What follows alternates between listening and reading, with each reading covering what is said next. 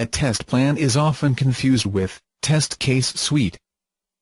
To understand the nitty-gritty of a test plan, let's develop a test plan for flight reservation application.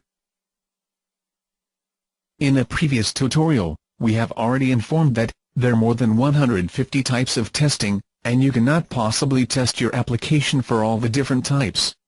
For the flight reservation application, you might want to test the application to examine how it works when installed on different operating systems. But testing it to check how it works for different browsers does not make sense, since it is not a web-based application. Based on this contextual analysis, you can make a list of testing types that are in scope and will be tested, and testing types that are out of scope and will not be executed for flight reservation.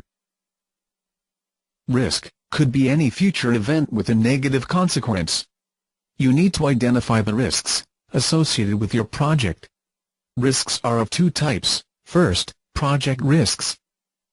Example of such risk is senior team member leaving the project abruptly. Every risk is assigned a likelihood, that is, chance of it occurring, typically on a scale of 1 to 10. Also, the impact of that risk is identified on a scale of 1 to 10. But just identifying the risk is not enough. You need to identify a mitigation.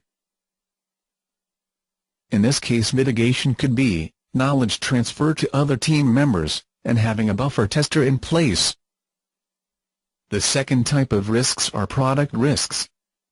An example of a product risk would be flight reservation system not installing in test environment. Mitigation in this case would be conducting a smoke or sanity testing. Accordingly, you will make changes in your scope items to include sanity testing. This is risk-based strategy of testing. There are many other testing strategies to help you select testing types for your application under test. Most of the times your out-of-scope items will not contain out-of-context testing types. But in context testing types, excluded due to the test strategy chosen, budget, and timing considerations. So for example, if timing considerations do not permit performance testing, it will move from in-scope to out-of-scope list. That apart, a test plan will contain information about the test estimates, test team, schedule, and so on.